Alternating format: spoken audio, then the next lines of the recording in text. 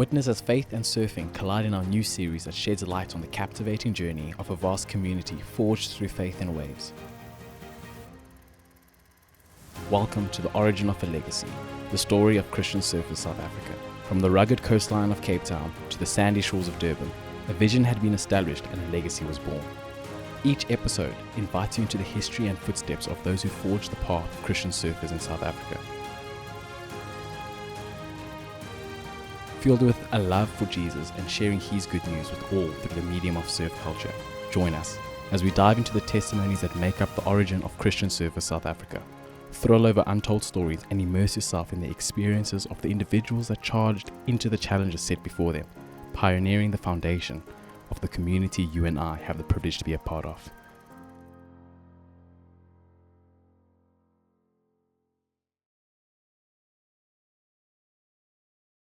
In today's video, we hear the testimony of Craig Cuff and how he started a Christian surfers movement from nothing, how you can do the same, and how you can travel to Hawaii with zero money. I hope you enjoy. It's an incredible interview. Let's do it. Well, hello everyone. It's so nice to have you here. Today we're in Port Elizabeth, South Africa, and I am welcoming the wonderful and legendary Craig Cuff all the way. Wait, I said P, South Africa? Yes. Hi, how are you? Very well, thanks. Hope you're doing good. It's nice to have you, and thank you for welcoming us in your wonderful home. It's only a pleasure. Wonderful. Now, I was going into this thinking that I hadn't met you before. Turns out we have met, and I prepared a bunch of silly and fast questions to start off, thinking that the audience and that I had no idea who you were, but we're going to do them anyway. Yeah, that's cool because basically I think you've probably seen me in passing as one of the many millions of people that go in and out of Roy's house. True. But for me, I see you quite often because I'm following the podcast. Oh no, so don't mention the So podcast. for me, I'd remember you, but I can totally understand why you wouldn't remember me. Well, this is a way to make the introduction proper. Good. And so yeah, I have a couple questions. Now, these are rapid fire. So Okay. just off the top of your head, you need to tell me instinctively what you would go with. Okay. Okay, this will be fast. Is it jam or jelly? Jam. Toothpaste or deodorant? Toothpaste. What is your Bitcoin password? Now what's that? Bitcoin password. Bitcoin? What the hell is that? I promised my dad I would at least try. Okay, to be or not to be? Oh, totally to be. Wonderful. Would you go with a wig or all natural? I'm all natural. Good to hear, good to hear. Do you like dancing when no one else is looking? A little bit of a jig. A little bit. Good It's to the know. Irish in me. Now, how can you describe our friendship in 3 words? Let's get started. Let's get started. Good. Wonderful. What a great segue into a few other questions. Now, I couldn't help but notice whilst walking into your house the amount of trophies, surf trophies you actually have. That's incredible. Well, it's not always because if you're pretty good at something. It's just the length of time you do it. Eventually, you've got to build them up. I mean, I've been going 52 years. That's good news So, for me. Yeah, so that's my only excuse. Wonderful. So I have a question for you. What have been your greatest passions in life? Passions. I mean, it sounds super corny, but definitely Christian surfers was for sure one of my biggest passions. Obviously, it was when I was a lot younger. Things changed, and now my passion is still to serve God. But obviously, with a family now, that's a lot of my focus. So that's my big passion at the That's moment. wonderful. And surfing. I mean, surfing's always going to be deny there, it. of course. It's that little drug that you kind of have to keep taking all the time. So yeah, that's always going to be there. Well, moving into surfing, how did you fall in love with the sport? And yeah, how did that start for you? So my dad has surfed since he was very young. He still surfs. He's actually just had his 86th birthday on the 1st of August, and he's still surfing. So he's dragged us up on the beach, all three of us kids. So I've got a brother and sister. We all surf, my whole family, my dad, everybody. So there was no option for me Yeah, but to actually. surf. Were you put in surf school or did they just teach you? No, did it not exist? Cool. I was put into Yeah. surf school. Okay, sorry. I know these days it's kind of common, but for me it was if you could carry the board to the water's edge, that was your score. Sounds Just good. don't drown. I'm not against the Of theory. course. I had to ask. Okay, so as a longboarder, what do you think about style and flow? What does that mean to you?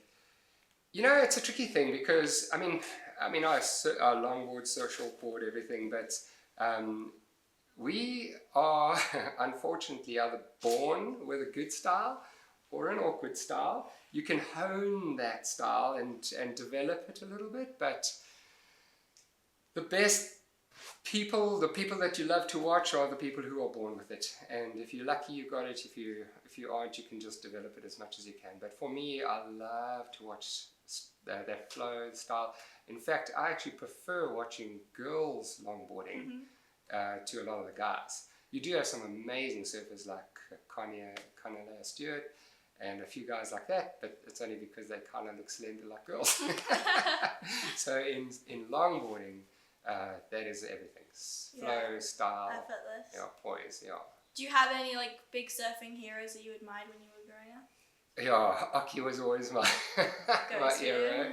hero. So he was, I don't know why, because he's kind of awkward, and maybe that was the beauty in it. And he was just raw, everything he did, he just attacked it. So Aki was definitely one of my heroes that I looked up to. How is your faith connected with your passion for surfing? Well, the passion for surfing and the passion for Jesus were mixed, because right at the beginning, when I first got saved, I moved out here from East London and went to church, and I looked around, there were just 0 surfers in the church.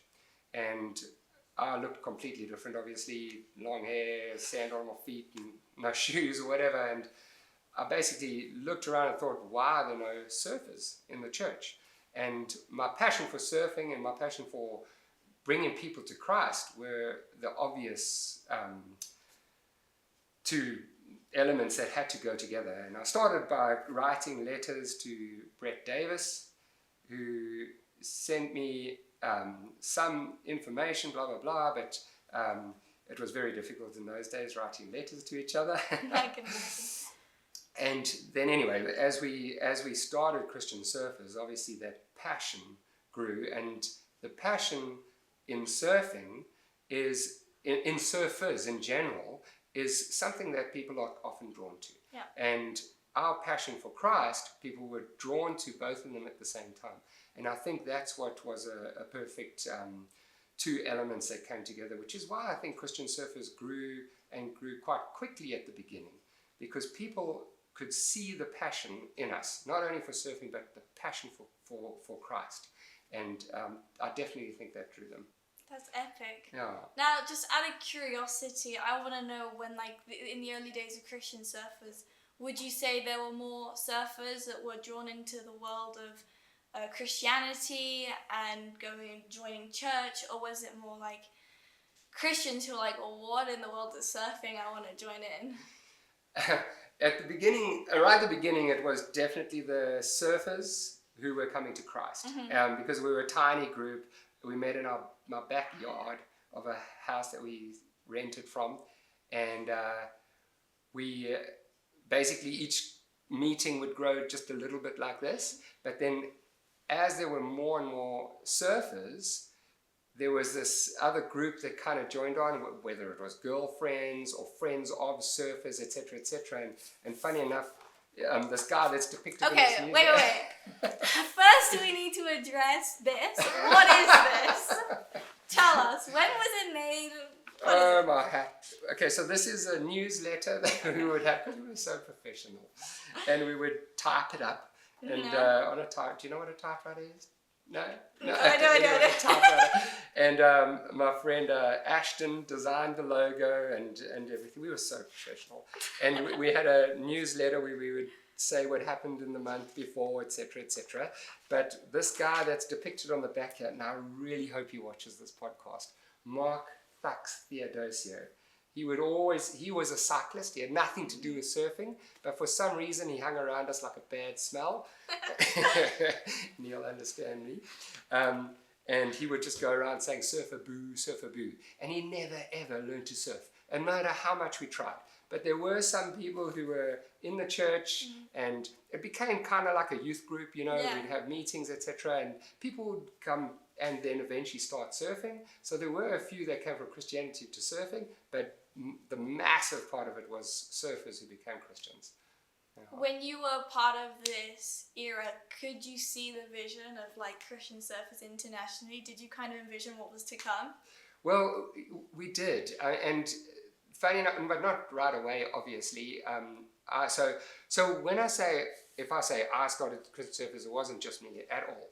It was birthed from an idea which I could tell you the story with Roy, but it was always a group of us. And I saw the value in that. So the one guy who was closest to me was Andrew Selly, and then we had a few guys, Steve Poisat, Brad Beans, and a bunch of other guys around us. And so the group of us ran it, and we'd have prayer meeting every week before whatever we did, and every week we'd get together. And then one meeting we were really praying for at least the movement to spread nationally. And that was our big vision, was for it to spread nationally. But then as it went on, in 93, we had the first International Christian Surfers Conference, which I was blessed to go to. And then I saw how big this thing was and how international it was. And then it's just opened my eyes to what the potential is. That's awesome. Yeah. Where was this international conference? When? Where? It was in Hawaii in 93, in November. Yeah. I heard that you have a pretty crazy story on how you even got there in the first place. I would love to know a little bit more. How did the journey begin? Well, I will try and do it as quick as possible, because I could probably write a whole book on the whole Please process. do. I would read it. Yeah. So I was living in a caravan in a guy's backyard. This guy, Son, funny enough, who was the first convert through Christian surfers. So Son and Greg Heasley, they got saved on the first surf trip we ever did, mission trip. And Greg is now my pastor, and Son is the guy who I stayed with in his backyard. So I had zero money. So I basically thought, I have to get to this conference. I had a whole bunch of grass baskets from the Transkei, and I went door to door selling grass baskets. The things people do for Christian No, surf. it was crazy. Sold everything I could sell. My guitars, amps, everything I could sell, I sold, and I got just enough money to get to England. Okay. And then I knew, I took surfboards to England. I knew if I could sell my surfboards, I would get a ticket to get there. So I took 4 of my own, and 2 Des Sawyer gave me that I could sell for profit. And I tried, that whole thing is such a long story, but to cut it down as short as possible, there were miracle after miracle after miracle that happened. I managed to sell the boards in the last week, and I hadn't sold my boards in 5 weeks that I'd been there. And I'd given up. I thought, that's it, I'll use my return ticket and go home. And I opened, and I'm not a big professor of this or whatever, but I opened my book. I was in a prayer meeting, and my Bible, and I read this line in Isaiah, and it said, go and tell the good news in the islands and tell them what God has done. And I was like, whoa, that's what I'm trying to do, and tell them what's happening in South Africa. And in that last week, I sold my boards. And I even sold the one board to a guy who was absolutely clueless. He didn't know which side to put wax on even. That was my dad, apparently, when he first started. Well, it was a guy in England. So the chances. Bournemouth. No, but I don't think he had ginger hair, so I think we're right. And anyway, so I sold those boards, had almost enough, and I had to sell my jacket off my back for the last £50. And that's how I managed to get a ticket to there. That's how you got there, wow. And then arrived in Hawaii, in Honolulu. It's a mission to get to the North Shore. I didn't even know how to get there. And a guy's board came off the conveyor, and I just walked up to him and I said, dude, can I get a lift with you? And he said, well, where do you want to go? I said, I don't know. All I know is Eric Arakawa. And he said, well, I'll give you a lift to his house. I'll make decals for him. So he dropped me there, and Sue his wife was organizing all the accommodation, so that was the perfect place to take me. And when we started the conference, there was a list of everyone's name, their flight number, when they had to be fetched, etc., etc., etc. Under my name, it was Craig, lost in England. Because there's no internet, there's no cell phones, there's nothing. And last people heard from me, I'd left South Africa. And that was it. Wow, 6 weeks 6 prior. weeks gone dark, and then suddenly I arrived on the doorstep. That must have felt amazing when you were finally there. I know, it was completely a miracle upon miracle. And I mean, like I say, I could spend 5 hours telling you everything. But it was crazy miracle. Did you surf pipe? I did. I got did? to surf pipe, but it wasn't very big. Was it scary?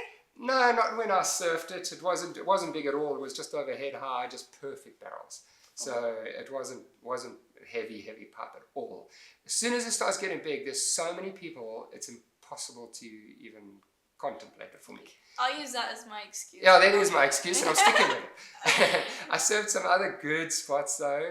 I mean, the following year we were there. I was with Des Sawyer, as some of you know from Christian Surfers, and we surfed an amazing wave called Revelations, which is like a kilometer out to sea. Yeah, it's outside of Velzeland. Beautiful. Oh, that's my younger brother's favourite spot. Yeah, so I wasn't allowed to surf there because it's very localized, but there's a break about a kilometer further out to sea, and that was one of my favorites. Well, now it's on camera, so you've been there, people know. No, lots of people know about it, but nobody wants to paddle out there. Fair enough. What was your takeaway from this conference?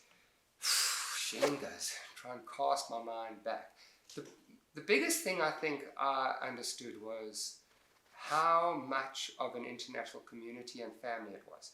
So the following years, I traveled a lot. Surfed the world tour and the longboarding tour, and everywhere I would go, there would be a contact, and I would be able to stay with Christian surfers everywhere I went. In fact, we hosted people as well in South Africa. I don't know if anyone remembers Kirk Cottrell. He came out here from Florida, and he set up a base in Kommetjie. He tragically died at sunset in Cape Town. And he was very involved with Christian surfers in South Africa after that, and that was from coming to South Africa and seeing what it's like. So everywhere I went around the world, we had these little bases, and that was amazing. And to see how it was growing so quickly, because when I started in 91, it was just Brett in Australia. That's all I knew. And then by 1993, we had this international organization.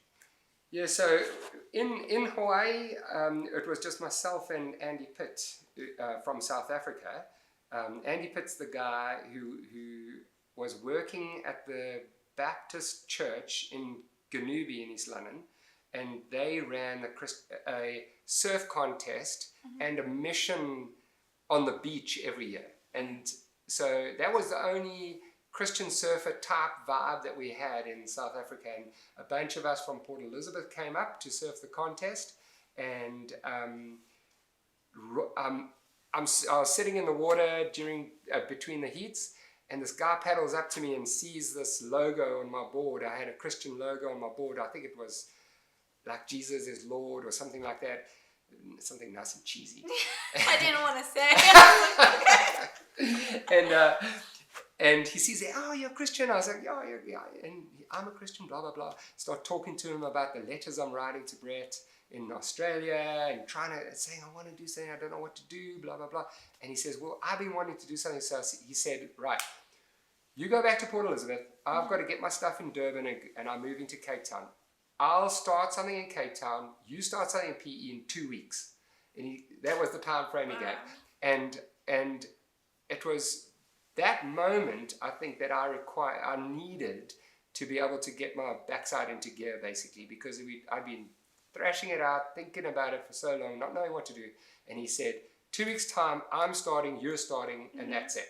And so now I had a date, and that's what we did. We started on the 20-something of July, just after that contest. When I got back, I just put an advert up. I thought nobody would come. But luckily I had a few guys with me, like I said, And so worst case, I was going to have 5 of us. And we set up in my backyard, like whatever chairs we could, because I was renting. I was a student staying in an old maid's quarters, in the backyard of some guy's house. And that's where we started. And he unfortunately had a car accident, and it delayed his start in Cape Town, but eventually it did. And I think they had church under the kitchen floor or something crazy for a while, and now he's the international coordinator. We love you, Roy. Yeah. Go Roy boy. Question: did you ever doubt that you were the wrong person to start something? I never doubted I was the wrong person, but I might doubt I was the right person. I think that's the way I was meant to No, formulate the question. I've often thought about that, and I've always wanted something more in Port Elizabeth, because currently there's lots of churches. Funny enough, it's the weirdest thing now. Whereas when I started Christian Surfers, there was 0 surfers in the churches, or hardly any. Mm-hmm. Now, most of the churches are run by surfers. A lot of them come from that era, let's say from the 90s, who've become Christians, and it's become very normal, and the churches are full of Christians. So it's quite different now, but there's not a lot happening for the youngsters to draw more people in. And I would say, to answer that question properly, I mean, I heard someone say the saying once, and it's always stuck with me: it's not your ability, it's your availability.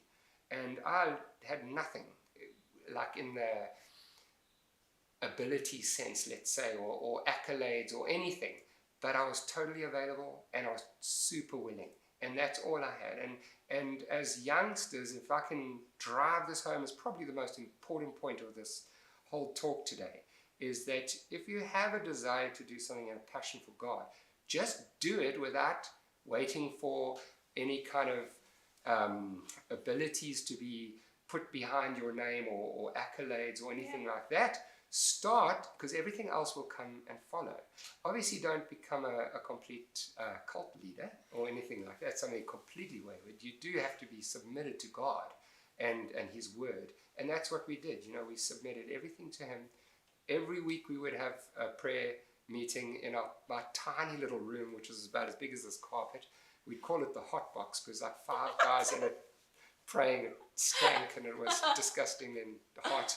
You eventually expanded, right? You moved out of the hot. We did. We moved down to the Lifesavers shack, which was very lacquer down the bottom, because my garden got a bit cold, and the rest of the people in the digs kind of thought we were freaks, singing songs in the backyard every week. If you remove context from things, it's really hard to get a grasp of like what. Yeah. So anyway, yeah. So I don't think I ever doubted, my calling as such or anything like that, because I didn't really see it as a calling so much as being available and just being willing to do what needed to be done at the time.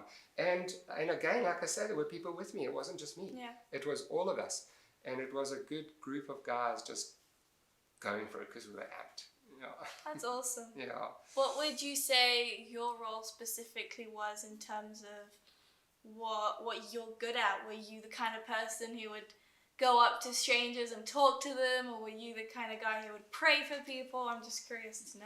So I think my biggest strength was my social side, and I was very good at getting people to do stuff. So I was very good at organizing events and saying, guys, we're at so-and-so's house, come, let's go. And getting people excited to do stuff. I was also quite good at sharing the word. That came easy for me. And praying for people was also quite easy.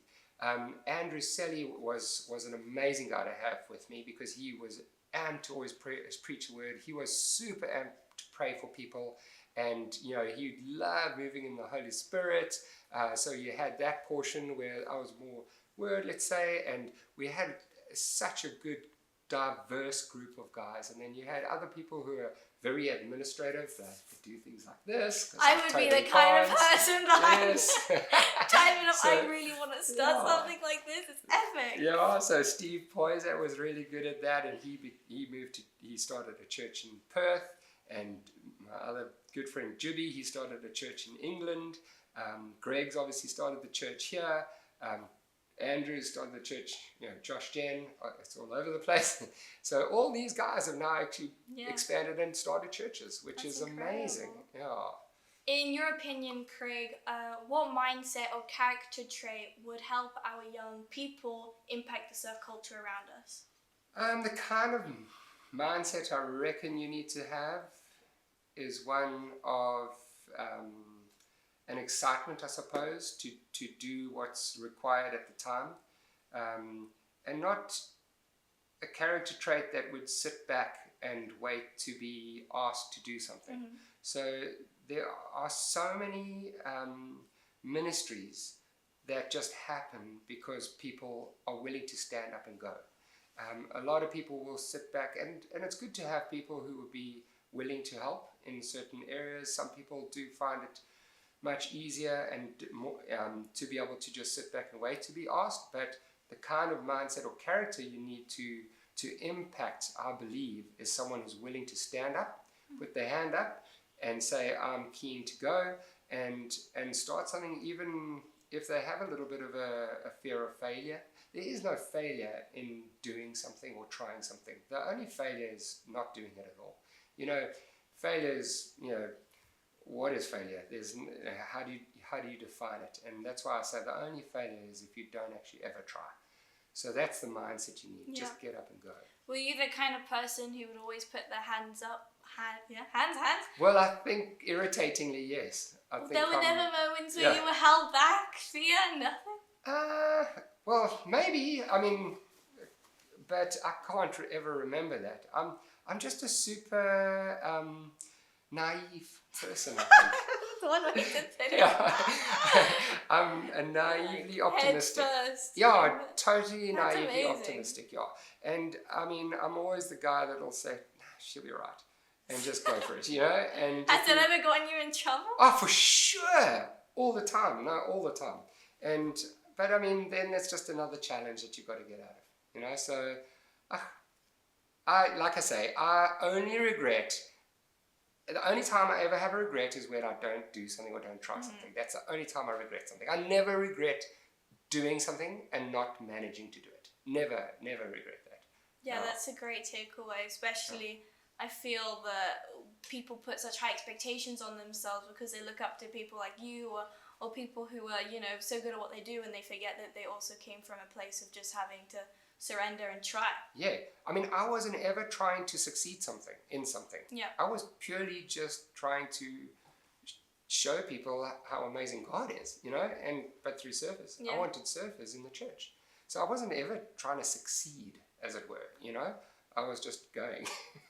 Do you feel like Christian Surfers PE has run its course?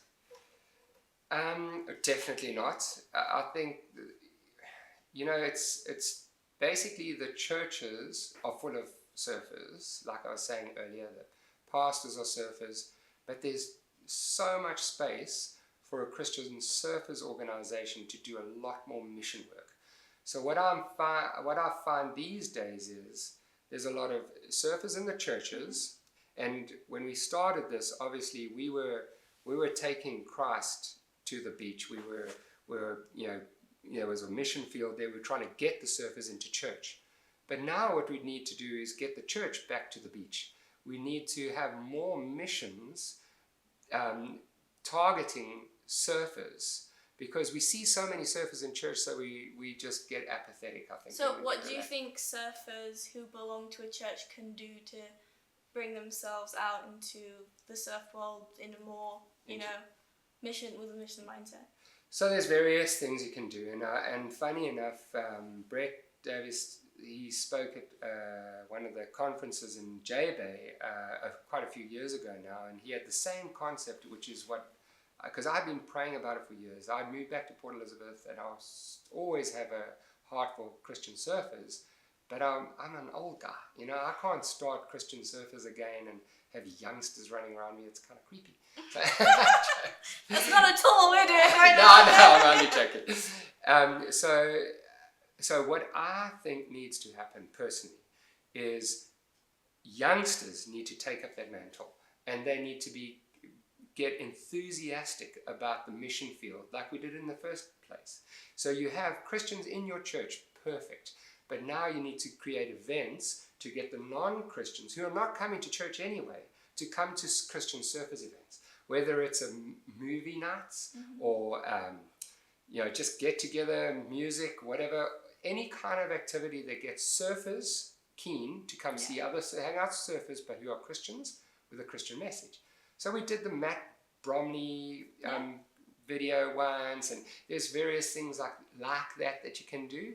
But I do believe it needs to be run by youngsters talking to youngsters. Do you feel like our generation will react to that kind of event the same way that they did in the early 90s? I have no idea. It's so You've got to tricky. hope so. I know, it's so tricky to understand youngsters these days because stuff has obviously evolved so much with social media.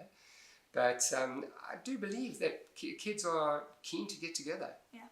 Kids are always keen to see movies. They're always keen to have an excuse to eat food or whatever it is, or just get together and hang out. And to feel comfortable in a Christian environment with other people who are like-minded, I think is very, very important. Sometimes people might not want to go to church because they don't feel that they're the same type of, people that they're hanging around with. But if you're hanging out with surfers, it doesn't matter, even if it's Christians, weirdo Christians. The idea that Brett had put forward, which I thought was amazing, because this is a kind of concept that I was also thinking, was how Christian surfers started off with home group meetings. So we would go to people's houses, we'd have like a little, maybe worship, prayer, and a Bible study and a meal. And that was Christian Surfers meetings. And then every now and then we'd have a contest or a movie night or whatever. But now we've got old guys like me, we've got youngsters like yourselves, you've got people in between, we've got surf schools, we've got mission trips or whatever it is. And he explained that Christian Surfers would be a hub of a wheel, and all the different spokes would be that part of that wheel that keep it rolling.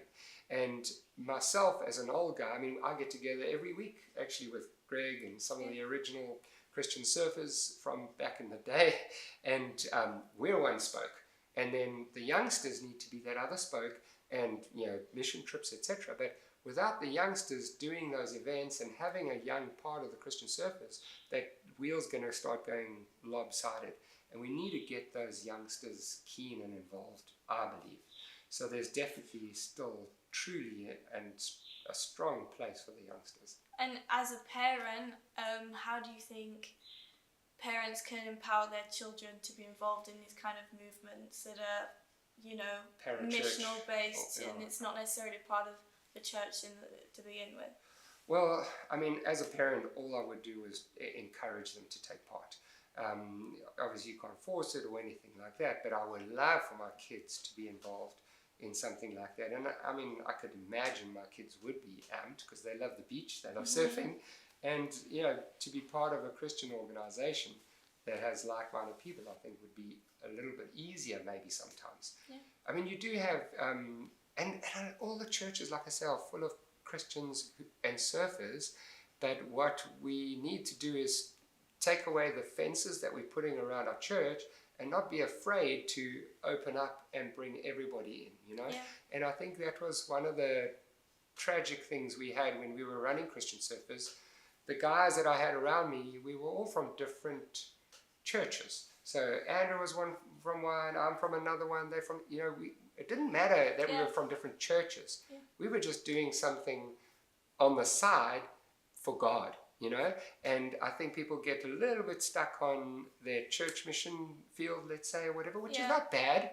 You do have to belong somewhere and be committed, let's say, but there should be a little bit more space for stuff that happens outside of just your church. Sure. In my opinion. Brilliant. So glad to hear. Yeah, as one family, one worldwide family. Thank you so much, Craig, for having us. It was such a wonderful opportunity to chat with you, and I look forward to hearing all the takeaways from the youngsters who will have heard this interview. It's only a pleasure, and if I just hope and pray that even if it excites one person, all you need is that one person. Literally, that's all you need. The So- next Roy Harley. Yeah. And crazy little group of people, little grommets, little rats. And funny, sorry, I know we're ending off here, but I mean, we must have looked like a terrible little group of scabangas. I mean, long-haired, scraggly, whatever. But it didn't matter. We had a heart for God, and God used us. We were nowhere. We're nobodies. So you don't have to be a somebody. Just be willing and go for it. Oh, amazing. You hear that, guys? It can be you too. It can be you too. Oh, wonderful. Well, thank you so much. Have an awesome day. Thank and you. I look forward to chatting with you again. Only a pleasure, and I'm so glad you came.